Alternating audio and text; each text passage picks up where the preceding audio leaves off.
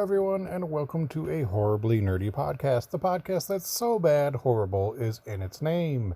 And on this podcast, we talk about movies, comic books, the paranormal, and much more. This week, we will be discussing...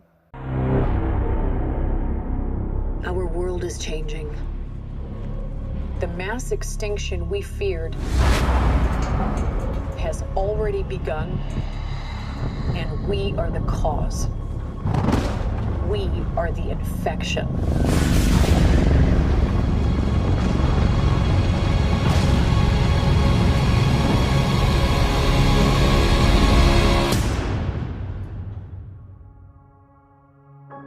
But like all living organisms, the Earth unleashed a fever to fight this infection. Its original and rightful rulers, the Titans. For thousands of years, these creatures have remained in hiding around the world. And unless all the Titans are found, our planet will perish, and so will we. They are the only guarantee that life will carry on.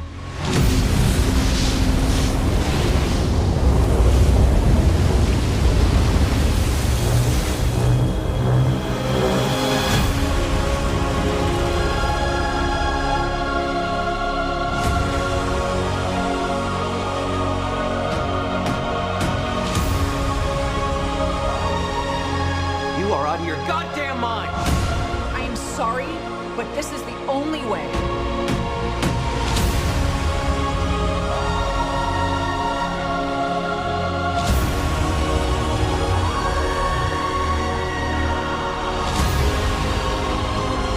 You're a monster. I'm sorry.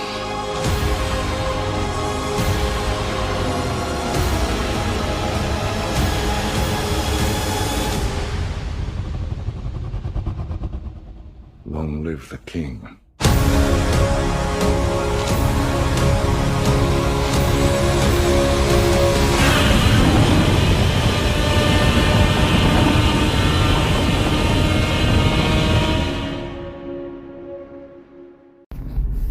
Godzilla, King of the Monsters, directed by Michael Dougherty of Trick or Treat fame.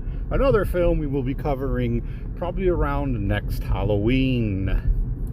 Our story follows Dr. Mark Russell, Dr. Emma Russell, and their daughter Madison, all reeling from the tragic loss of their son Andrew during the Godzilla Muto battle in San Francisco in 2014. We fast forward a few years later. Mark Russell, being an ex-alcoholic after losing his son's death, has split from Madison and Emma, and he is a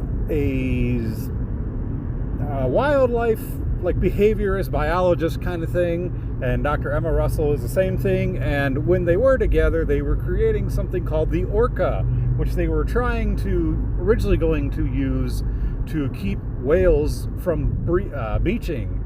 But since they started working for Monarch, they have been fine-tuning it to control the Titans. Well, not necessarily control, but keep them at bay, pretty much. So, Dr. Mark Russell is studying wolves and alpha behavior. He is separated from Emma and Madison, but he's still emailing his daughter once in a while. And Emma Russell is currently in China at one of the Monarch facilities where Mothra is being held, or Titanus Masura. And while her daughter is trying to cook her breakfast, the breakfast catches on fire. And so then we hear a screech in the distance, and then we hear a walkie-talkie say, "Dr. Russell, we need you in containment." And that's where we discover, of course, Mothra has hatched from her egg. She's in her larval state, and she is freaking out. She has no idea where she is. There's people shocking her, trying to keep her under control. And so they are getting ready to terminate her, because I guess Monarch has this thing, once some of the Titans are activated or awakened, they're supposed to terminate them. But Dr. Russell says, no, I can get the Orca to work. Runs out into containment. Of course, she's putting herself in danger, and alas, she is able to find the right frequency to get Mothra calmed down and docile. All of a sudden, terrorists break into our facility and kidnap Dr. Russell and Madison while killing everyone else. Mothra then is let loose as she finds a waterfall and cocoons herself in said waterfall. So then we cut back to our monarch, Dr. Serizawa, and his assistant Vivian. And basically what we're getting is they're at some kind of Supreme Court case or something talking about the Titans and the fact that Monarch is this shady government, shadowy government company that isn't giving us information. Now, we're not really letting them know about the Titans. All they'll really acknowledge is Godzilla, Kong, and the Mutos. But there are other secrets because, of course, there are other Titans around. And they get a text message during the meeting that Dr. Emma Russell has been kidnapped. So they immediately track down Mark, and they say, they let him know your daughter and your wife have been kidnapped. They have the Orca. Can we track? Are you able to track the signal and find them? So of course, that's the plan. As this is going on, we end up in Antarctica, where the terrorists and Dr. Emma Russell is being forced to unleash a new Titan. But this one has been around probably the longest. It is the oldest Titan out there. They've found that it dates back to billions of years. It's been kept in this ice for so long, basically hibernating, but it's still alive. And so Monarch figures out that's where the terrorists are going. They meet up at that Antarctica outpost. Mark is with them. He's trying to save his wife and daughter. He finds them on there's this weird freaking elevator, super fast elevator thing they have to take. He's at the bottom shaft, and he's trying to get Madison and Emma to come over to them. And next thing you know, Emma pulls a gun on Mark because Emma is with these eco-terrorists. They think that human beings are a plague, and like many plagues or viruses, the Earth has created something to fight that infection, and that would be the Titans, because their radiation they leave in their wake brings back plant life, like super fauna and all kinds of, healthy, crazy things. So they are somehow, these Titans keep the balance of climate change and all that. It's crazy, but interesting theory. And so the terrorists and Dr. Emma escape. I'm going to call her Dr. Emma. I don't know why I'm doing that. Mark is chasing after them, but he has to go back because the military that he, was escorting him here is stuck while, the bombs have gone off and the ice is crashing everywhere. It's pure chaos. He saves the military people. They rush out into these helicopter things. I can't remember what they're called. And they're getting ready to get away when all of a sudden, the lead terrorist, whose name I don't remember, but is played by insert name here. Future Chris here. It is Charles Dance who plays Alan Jonah, and I will never reference him again. Well, I'll just call him the terrorist, but yeah, it's Alan Jonah, played by Charles Dance from Game of Thrones. Oh shit, I can't remember. He's that guy on the Game of Thrones. Fuck, what was his name? I don't know, whatever. I'll have to insert it later. Anyways, he tells them to... he tells Emma, wake it up, and she does. And we get our first look at this Titan that's been here forever. This Titan that has 3 heads and emits yellow gravity beams. That's right, King Ghidorah. It is awakened. It's attacking the military. As we're getting ready to take off in our helicopter, still on the ground, as the terrorists are getting away, we see this strange blue light emitting in the cracks. of Antarctica, and all of a sudden, out of nowhere, Godzilla appears, and he's ready to take on King Ghidorah, who is gigantic compared to Godzilla. He's definitely got his, he's going to have to keep his wits about him, because this is going to be a battle of the century. They battle. Unfortunately, Godzilla isn't too triumphant. He gets knocked into the hole he came out of.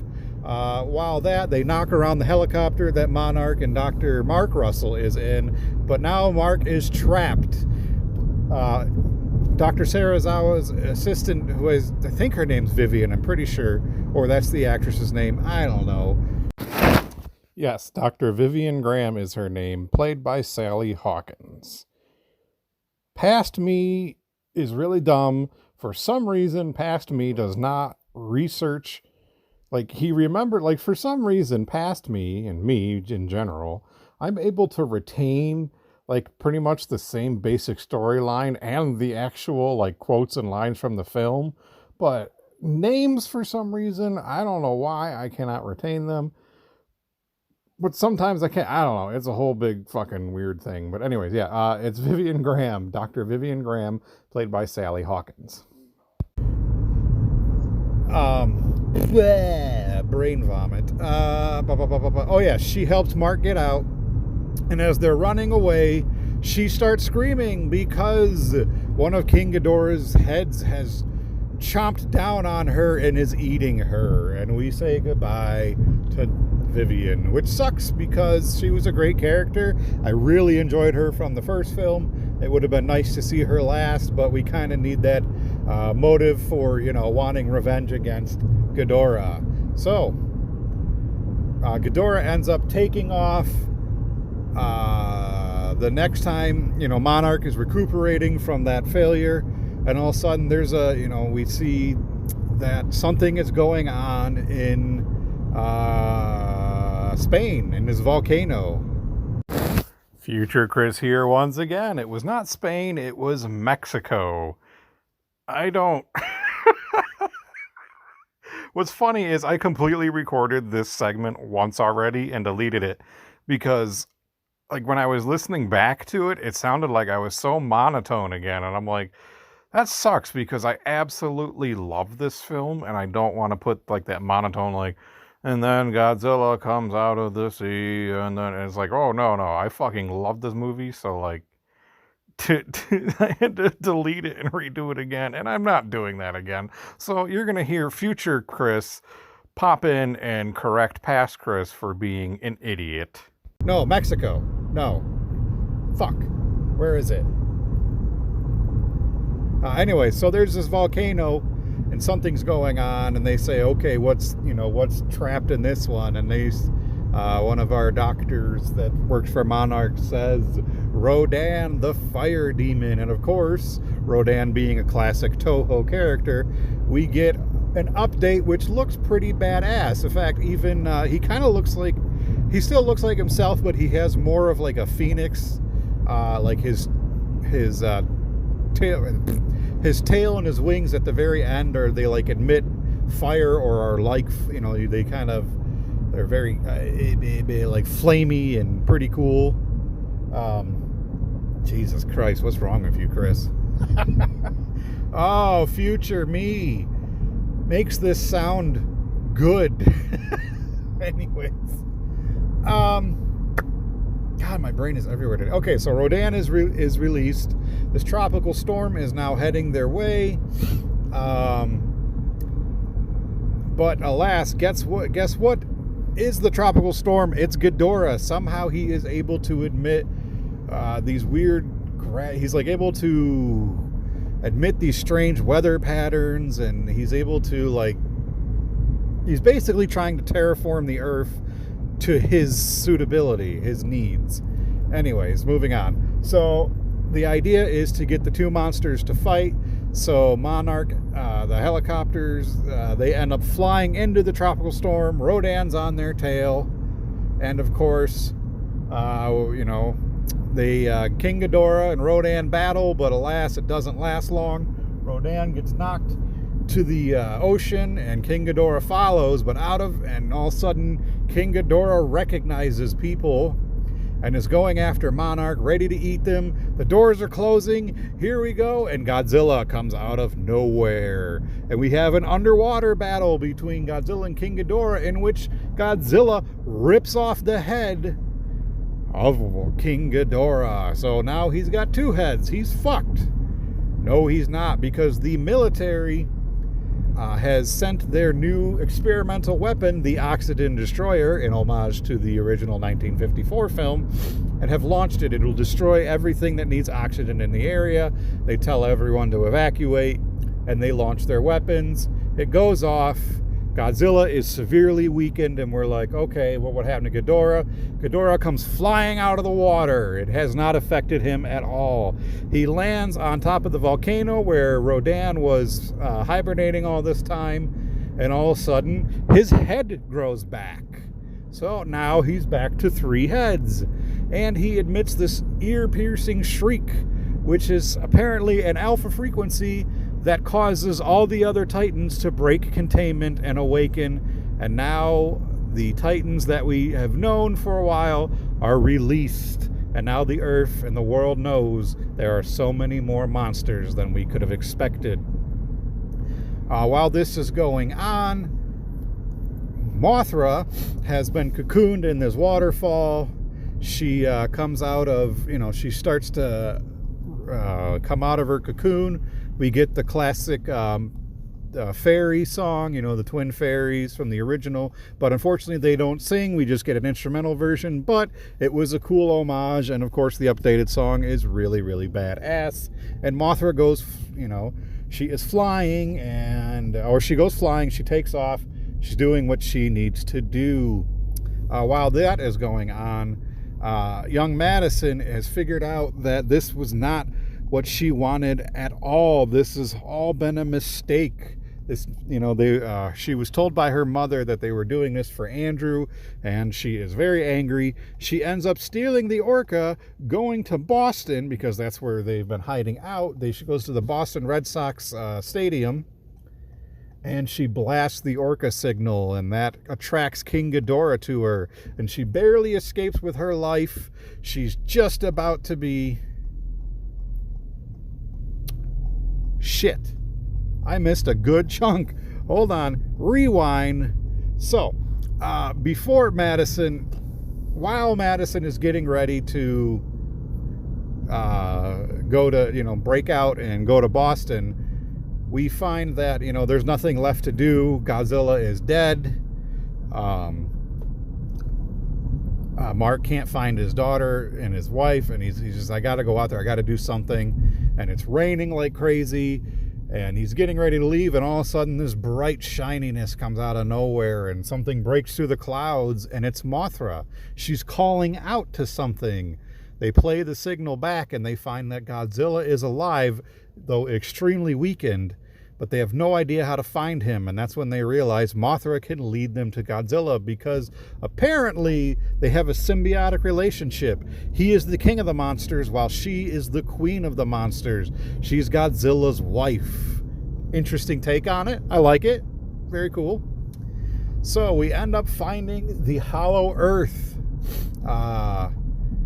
They figure out that's how Godzilla is able to get from one place to another extremely quickly. There is a hollow earth, and he is able to use these tunnels to basically swim through and get to one end or the other. They find him in this temple, where we find out that the ancient humans used to worship these titans, these beings, as gods.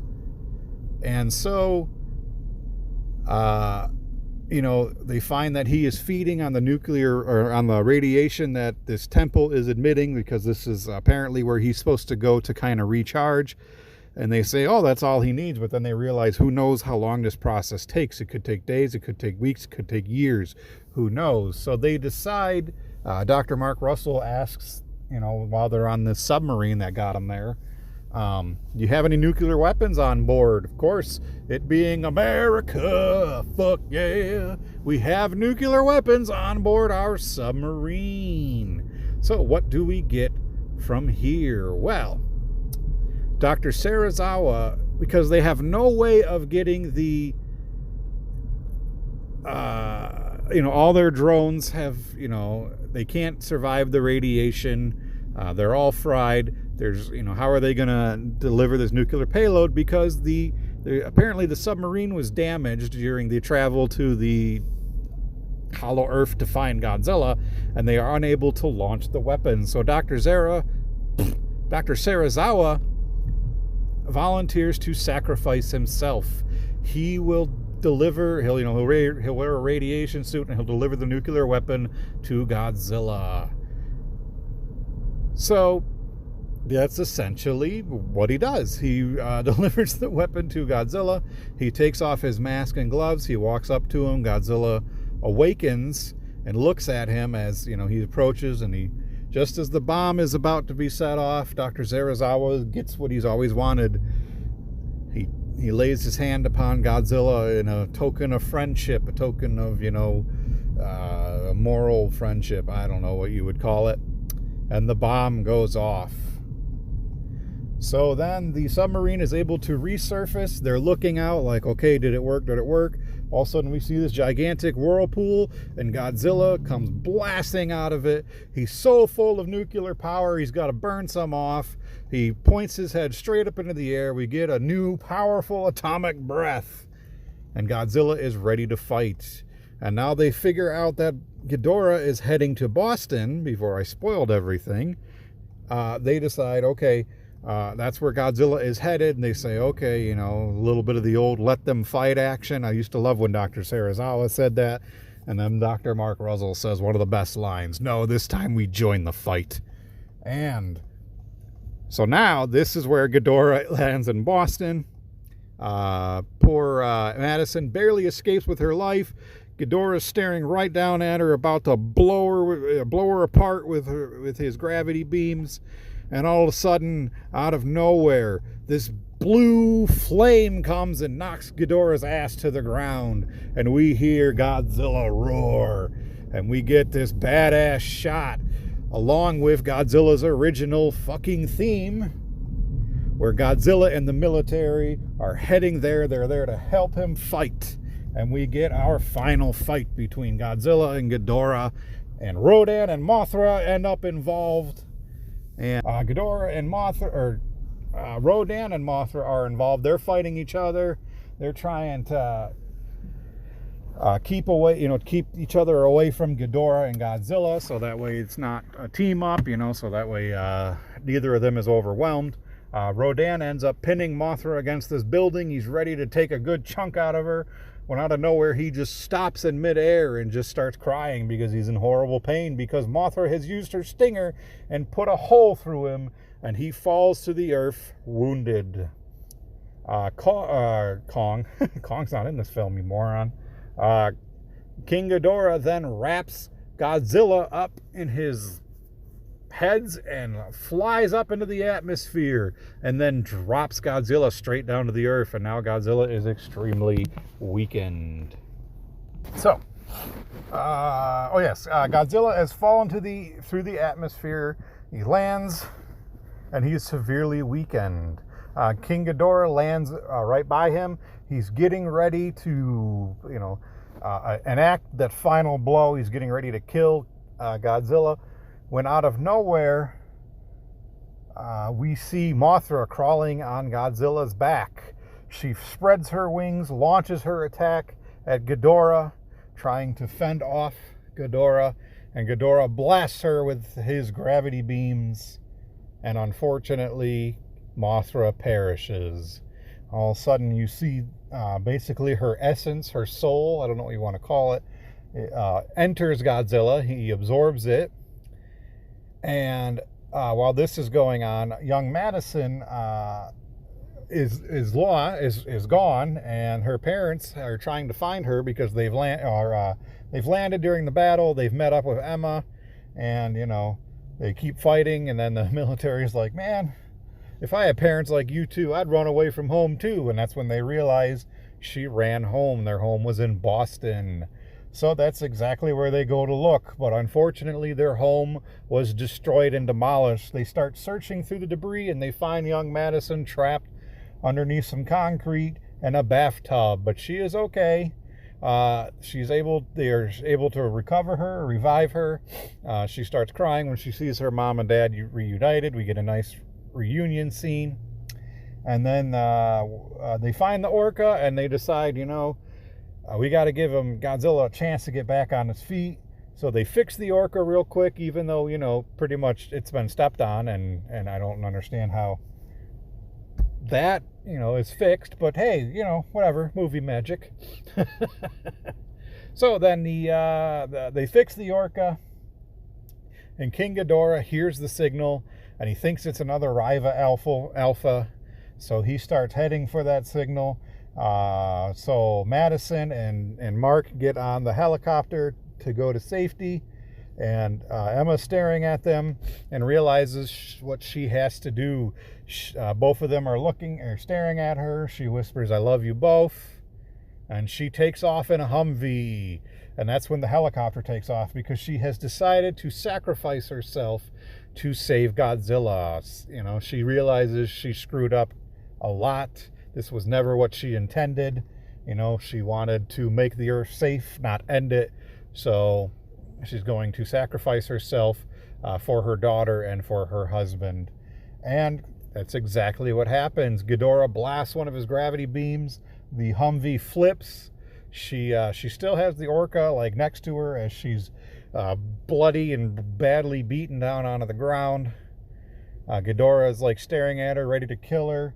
And that's when she stares right at him and says, "Long live the king." And we cut to metal melting. And what do we see? But Godzilla is burning alive. That's right, we have burning Godzilla. His radiation was so powerful, he's about to explode. And so Godzilla uses his pulse, his EMP pulse weapon, which we've seen back in the Heisei series, which we hadn't really seen yet until this film, and we won't see it again, unfortunately. But it is pretty cool, because every time he unleashes the pulse, not only do you hear Mothra's roar, but you actually see her wings as she spreads out. So it's kind of like the two definitely have a symbiotic relationship. Her soul, or her essence, is with Godzilla now, and it makes him a little more powerful. And well, of course, that starts working, because Ghidorah starts burning away. We get our final, he's burning away. We get our final, basically Godzilla's about to deliver the final blow. He's stepping right on top of Ghidorah.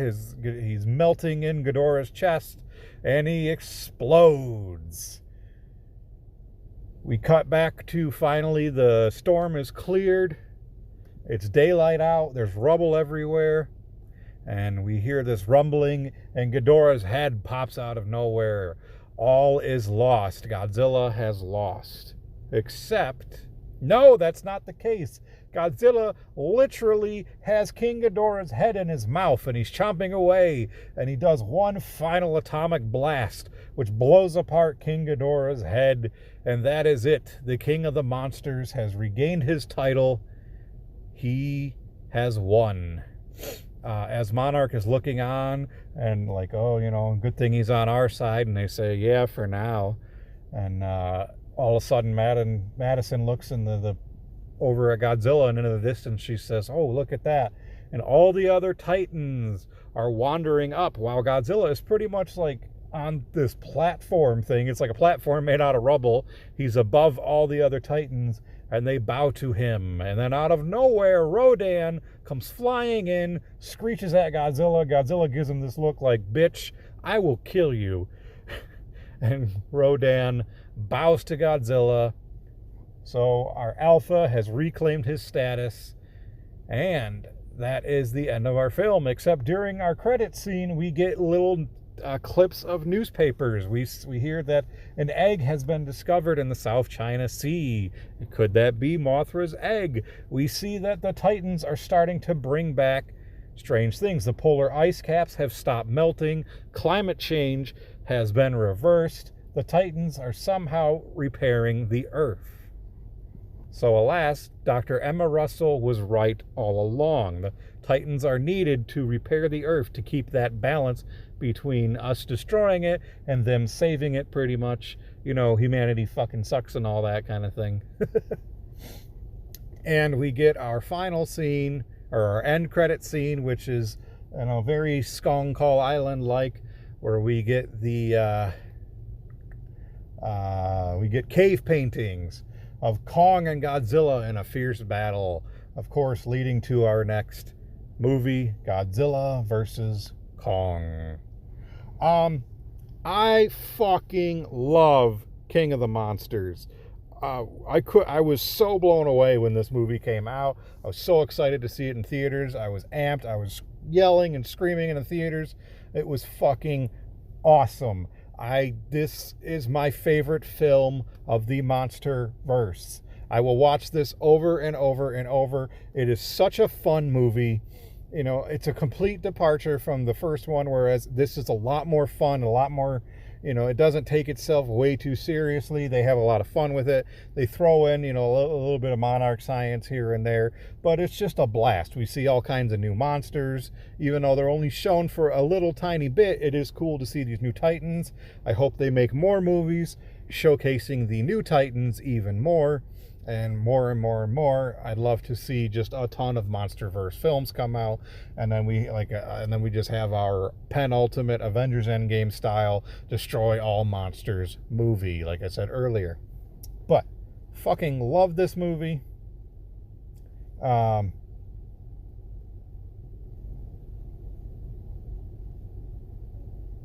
Anyway, I got lost what I was saying.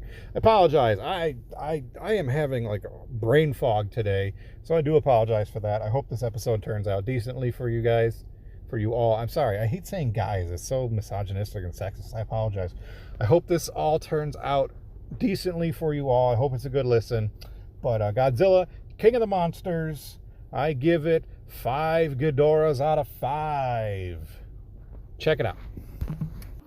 Director Michael Dougherty revealed that perhaps the center head is the true body of Ghidorah's species, the rest of it is just an extension that grows from it, or perhaps it's simply a reference to how the first head of the Hydra of Greek mythology was immortal. There are several possibilities, but none go into further detail. Monarch describes Rodan behavior as that of a destroyer unleashing airborne devastation upon the natural world. Oh, this is actually really cool. In honor of everyone's favorite kaiju hitting retirement age, the Japanese-based manufacturer produced a limited run of 5 officially licensed axes inspired by the 390-foot-tall monster. The Godzilla guitar is based on one used by Toshihiko Takamizawa, the frontman of Japanese rock act The Alfie. Coincidentally, Takamizawa is the same age as creature formerly known as the God of Destruction.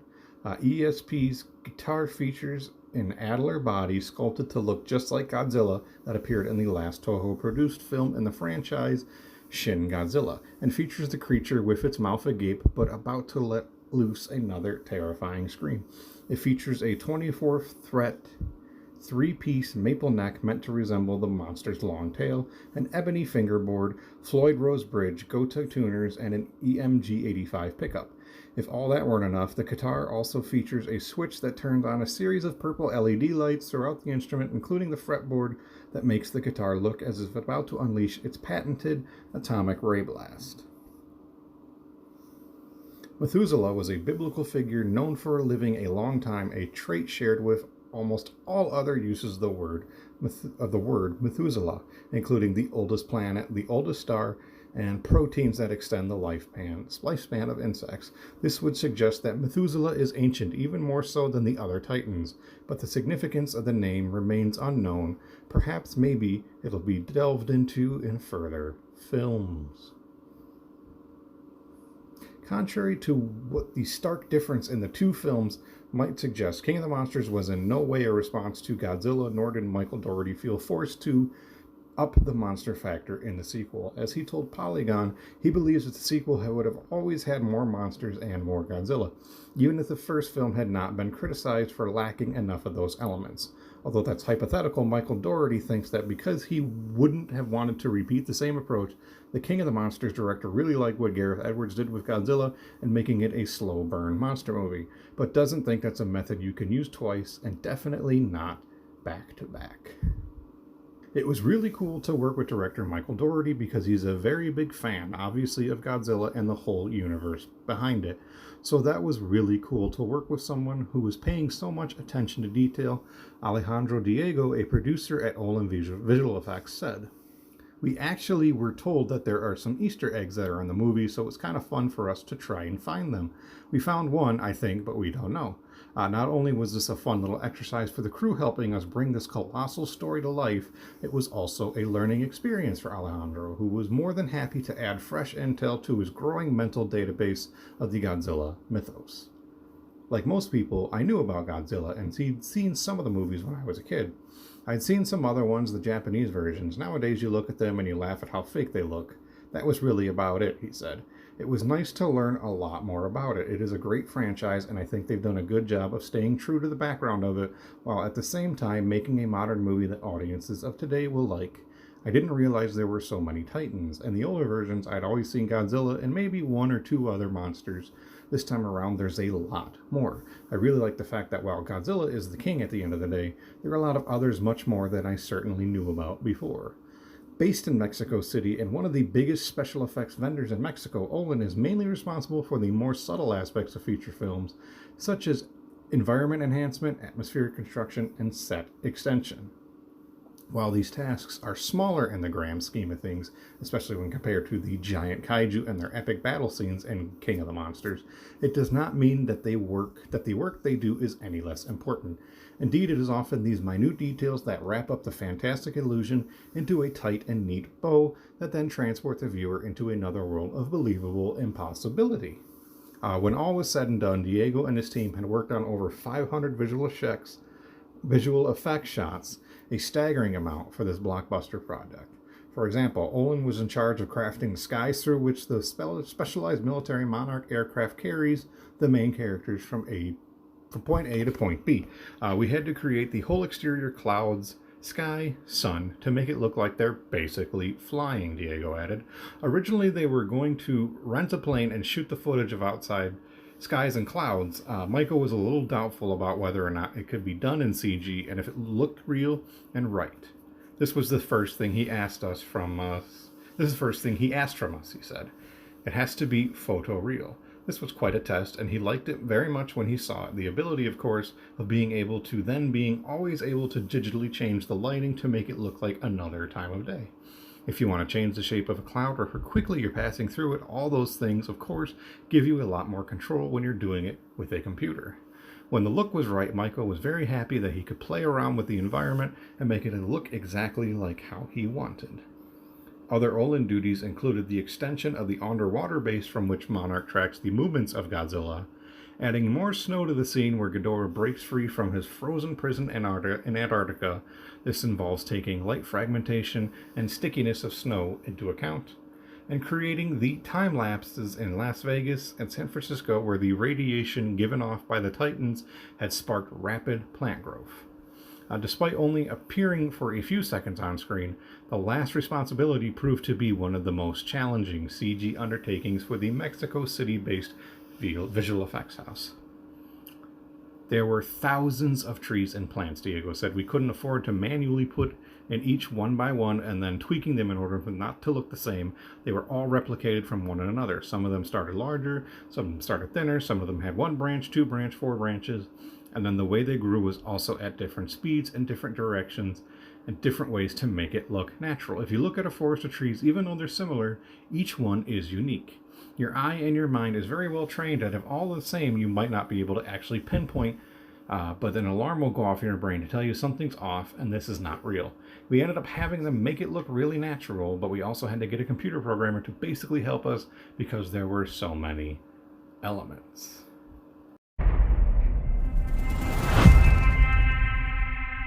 This is our only chance.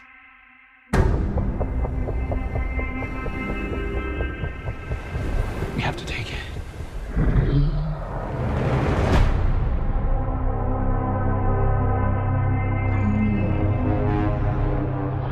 We need Kong.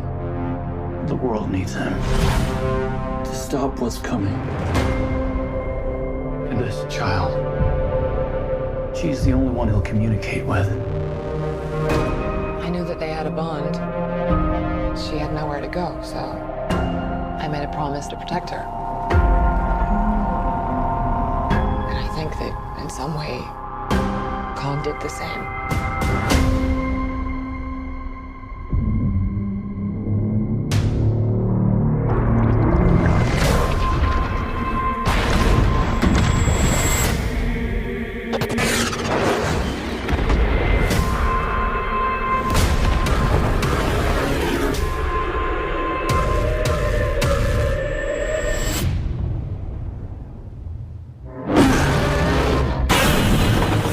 It's Godzilla.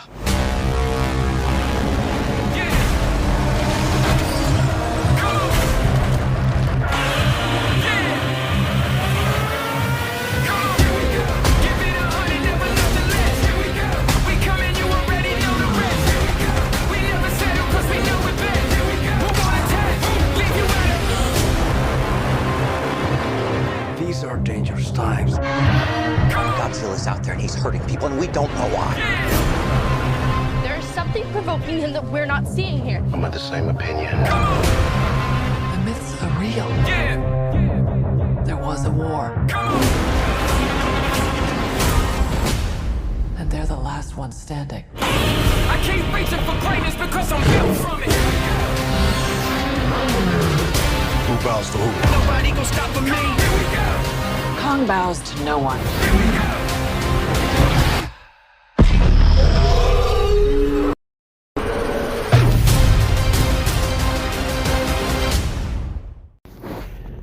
A battle of two kings must commence. That's right, Godzilla versus Kong. We open up on Skull Island, where we see Kong's morning routine. He wakes up, stretches, scratches his butt, wanders over to a tree, rips all the branches off a tree and hucks it into the air. All of a sudden the tree crashes into a screen and we see sparks and electrical wires everywhere. Why? Because the permanent storm that usually surrounds Skull Island, keeping it from the public, has infiltrated the island and has unfortunately taken over most of the island, except for this small dome that Kong lives in, and all the natives have been killed by the island, except for one young native girl who unfortunately is deaf and communicates through sign language. This will come into play later on in the film. Another doctor, so Dr. Andrews is in charge of Kong's outpost pretty much, so that Monarch outpost, and the little girl has a kinship with Kong. She has taught him sign language, but we don't know this yet because, again, that will play into the film later. But she also has custom made a little doll that looks like Kong, and he has pretty much made a pact to protect her no matter what. And so we continue the established storyline of Kong being, there are some humans he's at war with and some he isn't and likes, but this time it being a young girl that he feels protective over. Next, we cut to a podcaster conspiracy theorist named Bernie, who works for a company called Apex. And they're a manufacturing and technology company. Who knows what they do because it's never really explained. But out of nowhere, Godzilla appears, showing off his intimidation display and attacks the compound. Bernie survives. He finds this strange room with this strange artifact in it, and it's making some weird buzzing noise. After that, Godzilla travels back into the sea. Next, we cut to Dr. Lind, who used to work for Monarch and whose brother was killed in an expedition to try and go to the Hollow Earth. Unfortunately, there isn't a craft able to handle the dense gravity because two universes of gravity collapses right on as soon as you go through the portal, is what it looks like, to get to Hollow Earth. But Apex has created a craft that can handle that and should be able to traverse the Hollow Earth. But the only issue is there is some kind of energy source in the Hollow Earth that they need that could solve the world's energy crisis. So, the founder of Apex goes to Dr. Lind and convinces him to use Kong to find the entrance to not only the Hollow Earth, but possibly where the energy signature comes from. So Dr. Lind convinces Dr. Andrews to use Kong. She's worried because, one, that means Kong is no longer protected from Godzilla because the storm has been shielding Kong's alpha senses from Godzilla and Godzilla from Kong. So of course the two alphas would immediately be at war with each other if they sense each other. Well, they decide the storm is taking over the island. The island's going to be destroyed soon. There's nothing they can do. They have to find a way to save Kong, and they think maybe we can if we can get him to the Hollow Earth, there may be more like him, or it may be habitable for him. So, next thing we know, we're on a big old tanker ship surrounded by other ships in the military, and Kong is knocked out and in chains, and they are on their way to Antarctica, where the portal to the Hollow Earth is.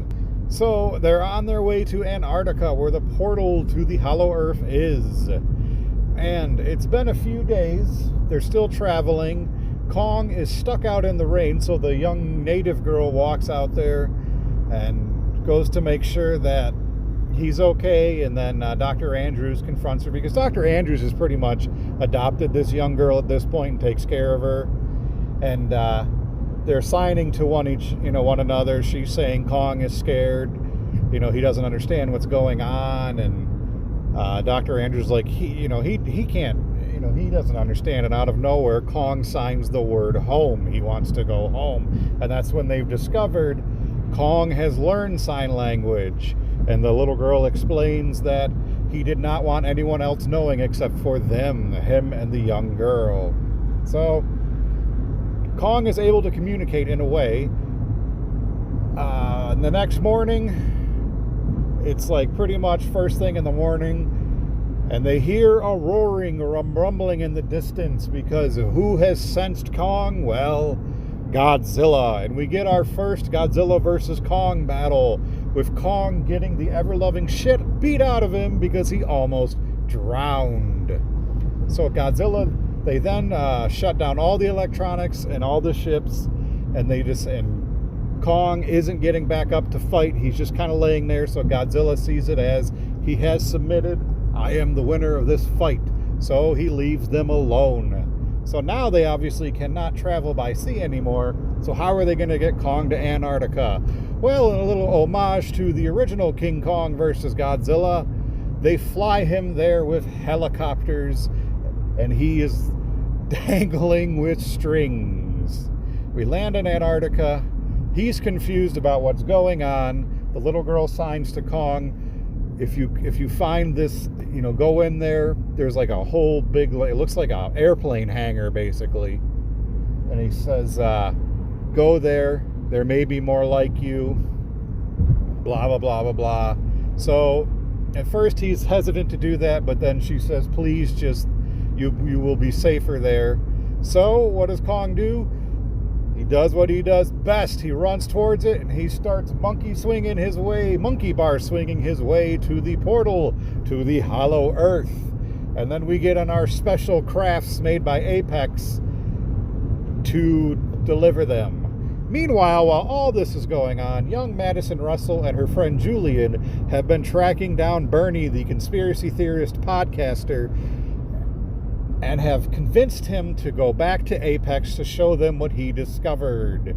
But of course, they don't find it there, but what they do find is these strange transports that are somehow traveling from, I believe it's either Florida or Los Angeles, to Hong Kong in a matter of hours. So they almost get caught by people. They end up on this weird train transport thing and find that it is full of skullcrawler eggs. Why would Apex be dealing with skullcrawler eggs. We're getting our first hints that Apex is a little more shady than they were led to believe. They end up being transferred to Hong Kong, where they find King Ghidorah's skull hooked up to all these crazy wires. Why would he need that? Because Apex has created their own monster to put humankind back as an alpha against all the Titans. They have created Mecha Godzilla. And using these wires, they use Dr. Serizawa's son, Ren Serizawa, to use the pilot, which is a waste of a character because no backstory is given to him, no history is given to him. We don't even realize he's Serizawa's son until the credits roll and he is mentioned as Ren Serizawa. So you really could have just made him anyone. I don't know why they stuck with that. They never mentioned in the previous films that Serizawa even had a son, so I just feel like that was kind of shoehorned in, much like Kyle Chandler's character, the male Dr. Russell, whose name I can't remember right now, Madison's father, who's in a total of like maybe 4 scenes and is a complete waste of a character. He's back working for Monarch tracking Godzilla, but that's all we see of him and that's all we know. We get a couple other scenes of him trying to get a hold of Madison, but alas, she is in Hong Kong and can't get a hold of anyone. So we're back to the Hollow Earth. We've traveled to the Hollow Earth. Kong is on his way.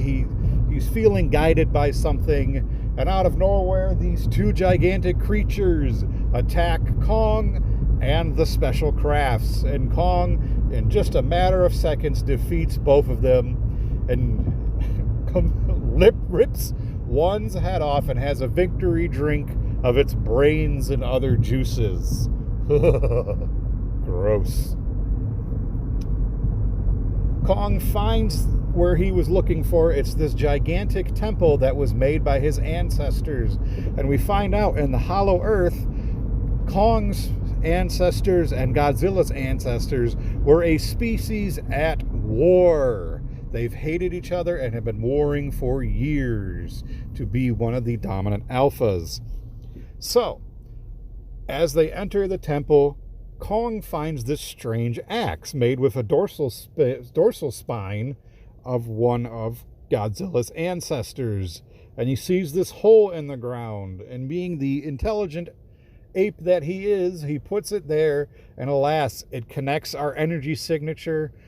But Kong has made it to Hong Kong for some strange reason, and it stops in the middle of nowhere as soon as that energy signal is activated.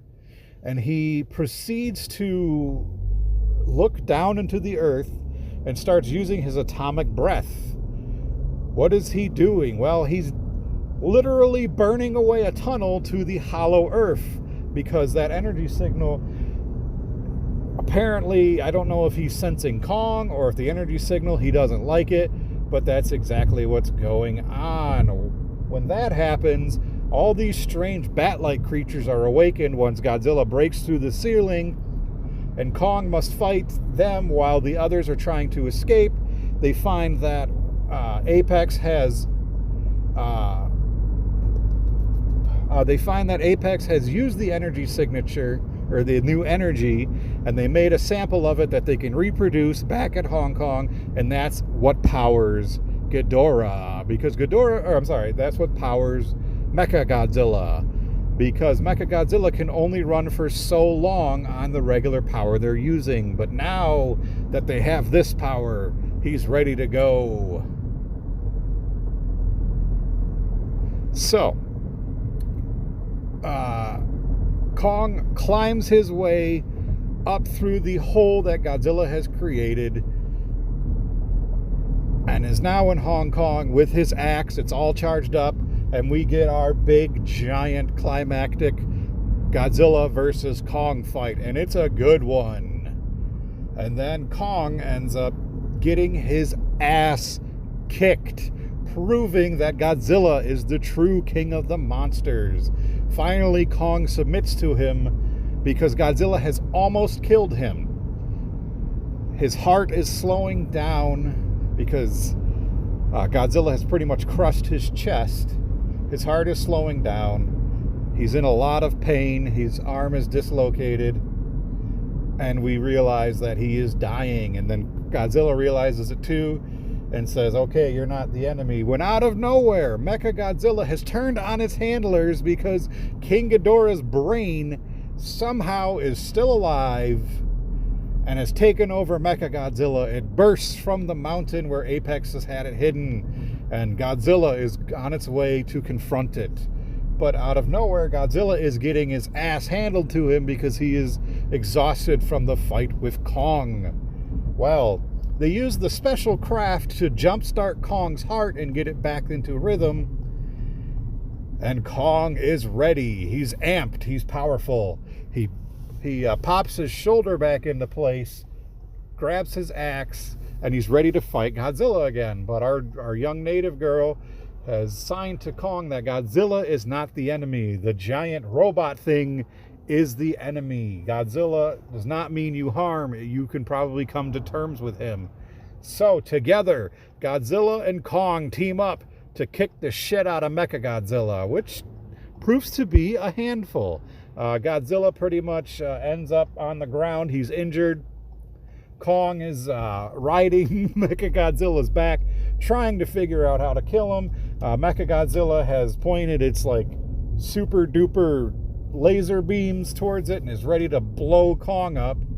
When Godzilla sees the axe, uses his atomic breath, and powers up the axe. Well, Kong now being able to use, I don't know why the axe couldn't be used without the atomic, without it being charged up, but, whatever, video game logic, I guess. The axe is now ready to go. He cuts off the arms of Mechagodzilla and then cuts off its head. And Kong has won. He has beaten Mechagodzilla. And then he decides to sit down because he is fucking exhausted, and I don't blame him. And everyone gathers around, including Madison, who has reunited with her father, Julian Burney, and we see Dr. Linz, Dr. Andrews, and our young native girl. And they're all looking at Kong, and Kong's just kind of sitting there like, holy crap, what a day. And then we hear Godzilla roar in defiance, and Kong gets up and he gets ready. He grabs his axe. He's ready for round 3. But then he looks at Godzilla, drops the axe, and says, no more. I shall fight you no more. Godzilla kind of gives him a head nod, realizes that there can be 2 alphas as long as they get along, and he heads out to sea, and that is the end of our film. Well, actually, no, that's not the end of our film, because next thing we know, we cut to Kong's new outpost on the Hollow Earth. We have now established that the Hollow Earth is a thing, and hopefully it's going to come into the play with the future. I don't recall there being an after-credits scene, so unfortunately, we do not know if the MonsterVerse is going to continue. I think they're going to take a break. They may be negotiating with Toho to continue to use Godzilla and other Toho characters. I have no idea. I'm really, really hoping that we will get more MonsterVerse films. I would love to see even like a Kong Hollow Earth movie where he's that's his territory now, and that we have established that there are other creatures in the Hollow Earth, so who knows what's hidden down there, resting, ready to fight back. So, excuse me. That is our synopsis for Godzilla versus Kong. A fantastic film. Like I said, I really do hope we get more MonsterVerse. I would love to see a Kong Hollow Earth film. I'd love to see more Godzilla films. I would really like to see another trilogy. You could do a couple Kong films, well, not even a trilogy, like do a Kong trilogy and a Godzilla trilogy, and then culminate with, we have discovered that there's even more Titans, because we've established in King of the Monsters that there have been 17 Titans found. There may be more. And what I'd love to see is more Toho monsters brought in, like Anguirus, the Kamacuras, Kumonga, the giant spider. Even though we have a spider-like Titan, I'd love to see Kumonga come back. Just have some cool, old Toho monsters. Hell, bring Biollante in. I think that'd be fucking cool, too. But anyways, I'd love to see all that. And then what I'd really like to see is it culminate with all of a sudden, like our final film, Destroya is brought in, and he has his own army. Like he's able to mutate Titans or create mutated Titans, and Kong and Godzilla and all the other Titans have to team up, and we just get a Destroy All Monsters style movie where literally it's like just like Civil War. It's monsters versus monsters, just one hell of a battle, like Endgame. Just have that final Endgame, just tons of monsters fighting each other, just like fucking Endgame. Tons of superheroes versus villains, just beating the ever-loving shit out of each other. That's how I think the MonsterVerse should end. I would love to see that. Whether or not we get that, only time will tell. I really hope and pray that one day we do. But that was Godzilla versus Kong. Pretty good. It was a lot better than I was expecting. I mean, I didn't think it was going to be bad. I just felt bad that, when they announced Godzilla King of the Monsters with Michael Dougherty, I love Trick or Treat, and I knew that was going to be a good film. And then they were filming around just either back to back or pretty much around the same time. Godzilla versus Kong was being filmed by Adam Wingard, and you can tell because the popularity of Madison Russell's character and her father, I believe his name is Mark Russell, he had to shoehorn them into the script somehow. So you can kind of tell those might have been reshoots or they had a different storyline they were going to go with. But I feel like he had to rewrite it and hurry up and include them. But it doesn't just detract from the film, but you can kind of tell where that storyline was lacking, and it feels like it may have been shoehorned in, unfortunately. I think they would have probably been better waiting till King of the Monsters had come out, how the reaction was, but I understand they had a timetable they had to get it done by. Whatever. It's still a great film. You got some badass monster fights in there, of course, and all around it completely enjoyable. I don't hate it. I quite like it, and I watch it again and again because you got the two Titans. You got the one monster that started all kaiju films, Kong, and you've got probably the most popular kaiju out there, Godzilla. These two are like childhood heroes to me, and to see them once again battle on film, seeing them when I was a younger kid with King Kong versus Godzilla, I was super stoked. To have that happen again in my 30s, it blew my mind. I couldn't believe we were seeing Kong and Godzilla fight each other once again. But as much as I love King Kong, I still think Godzilla is the true king. He's the true alpha. He's more powerful, and they showed that in this movie. He will be the winner. But now that they've kind of, they're buddies now, I really hope we see more. I give Godzilla vs. Kong, we're going to give it 4 Mechagodzillas out of 5. It's my second favorite MonsterVerse film. So my ratings for the MonsterVerse film go Godzilla, King of the Monsters, Godzilla vs. Kong, So, how I list the MonsterVerse films. It goes Godzilla, King of the Monsters. Then we got Godzilla vs. Kong, Kong Skull Island, and finally Godzilla 2014. Like I said last week, I enjoy Godzilla 2014. I do think that all these other movies had a better tone. They didn't go, and it's I don't want to say campy, but I feel like they had a lot more fun with it. They weren't super duper serious and had to do be dramatic and all that. It was just more of a fun film. It was bright and colorful, whereas Godzilla was very dark. You couldn't see a lot of what was happening. In the films, in theaters you could, but when it was released originally on Blu-ray and DVD, like something happened during that process, and they were all like darkened, and they never fixed them until the 4K release. And I still don't have the 4K release, so when I watch my Godzilla Blu-ray, I can't tell what the fuck's going on. It's super dark. So I'm glad that they did, they kind of they did clean that up and brighten it up. But it's a dark film. I think it takes itself way too seriously, where all these other, like Kong Skull Island is a super fun, bright movie. King of the Monsters is it's so much fun. I mean, to see King Ghidorah and Rodan and Mothra all on the, to see them, and not only an American film, but, different designs, which I love the designs of all four of them. I think it's fantastic. And then, of course, we get the penultimate Godzilla versus Kong, our two titans, our two kings battling each other, and Mechagodzilla appearing, and we have, a cool redesign of Mechagodzilla. So, yeah, I think it's, they're all fun films. The first Godzilla 2014, I think, it lacks for me, but the rest, I definitely do still enjoy Godzilla for 2014, but, as far as the film goes, I'll watch all the other three before I watch 2014 over and over. I still, like, if you've never seen the MonsterVerse and you are interested, I do recommend do it chronologically. Start with Kong Skull Island, Godzilla 2014, Godzilla King of the Monsters, and finally Godzilla versus Kong. And hopefully in the next couple of years we'll have more Kong and Godzilla films to discuss. Hey everyone, just a heads up.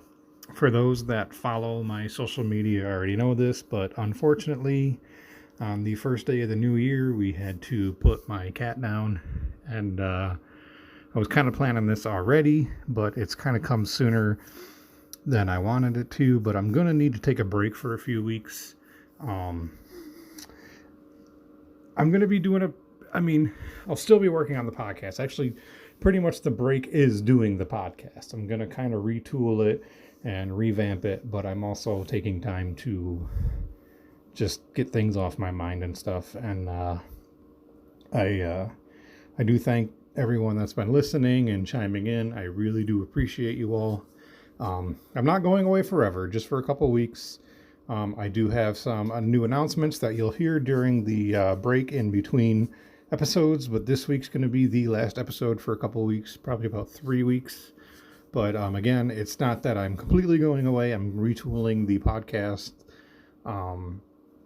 trying to figure out how to get more listeners, maybe some Patreon patrons and stuff like that. And if I can get enough Patreon patrons and maybe turn this into a full-time job, that would be awesome. And then I can bring you more and more content and more podcasts and some other stuff maybe that I'm trying to work out in the meantime. But for now, I want to thank you all so much. I truly, truly appreciate you all. You all mean the world to me. Thank you for listening. Thank you for supporting me. And again, I will be back in a couple of weeks. Thank you all so much. Love you all. From Horribly Nerdy Podcast, Chris out.